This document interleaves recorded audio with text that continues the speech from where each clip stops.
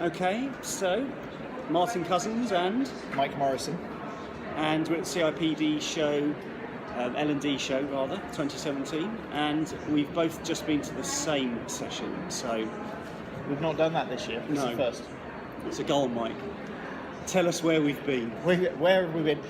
We was in the session on making analytics work. So what is analytics, what is evaluation, and how can we actually make it work?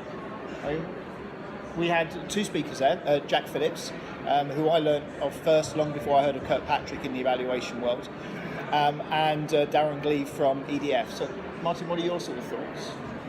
I don't know whether I'm just a massive cynic in this area. So I'm sorry I apologise now for what I'm about to say, but there's something about this that kind of makes me think of the problem with a training needs analysis is that the outcome of that is training. And there's something about this whole ROI around the Kirkpatrick model that rather suggests that all you're doing is measuring the training because the training was the right thing to do.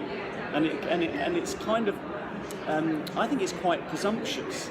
So what was interesting about what I just heard was, so EDF did some e-learning, and the reaction to that e-learning was 50% of people didn't really like it. No. So my thinking there is, well, maybe that wasn't the right thing to do. But the results were quite different. Yeah, okay, but the thing is, so my issue is, what was the business problem and what did it really need? And that was not addressed, okay? So what they did do was they did the e-learning and then they ran it through the ROI process and it had wonderful stats and it worked really well for them. The problem for me is that is a justification for training, and the board will probably go, we should do that again. But the reaction to that in the first place was not great. So my concern is that company is now going to be rolling out potentially not very good e-learning, and still the ROI process and the reporting on it will say it did really well for them. Yeah. So that's why I'm a bit kind of. It strikes me that all this should be about is what is the performance issue. How do we know whether that's going to be successful, and then measure what you need to measure in terms of impact and the business impact. I think it's a lot simpler than what some of the process here is suggesting.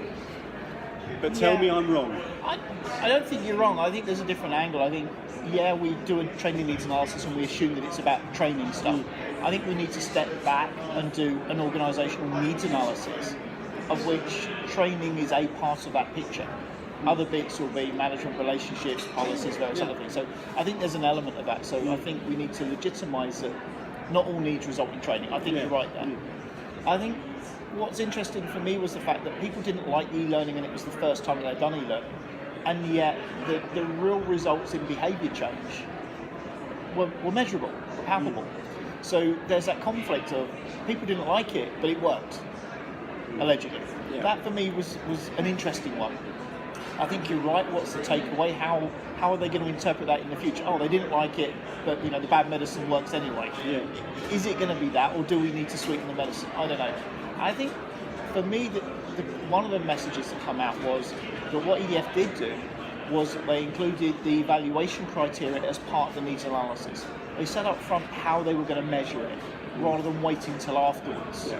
So I think that level of transparency is relatively new. There aren't that many people doing it, but I think that does make a big difference to what it is that we do and how we can add value. So in the training cycle, start thinking of the needs analysis as the evaluation. It's the same thing. Just start putting numbers on the analysis, and then just do the process again. So I think it's also back to basics. I think a lot of this stuff, a lot of people would have heard it as being new, but actually it's going back and going, are we doing the right stuff for the right reasons in the right way? But I would add, I think it's important not to be seduced by training as being the answer. And I think this kind of process is set up to justify the fact that training is the answer. And I think it gets more complicated if the interventions might not be that. Yeah. So therefore, you've got to think, about how you do measure the impact of those interventions, and you'll probably use slightly different methods to do that.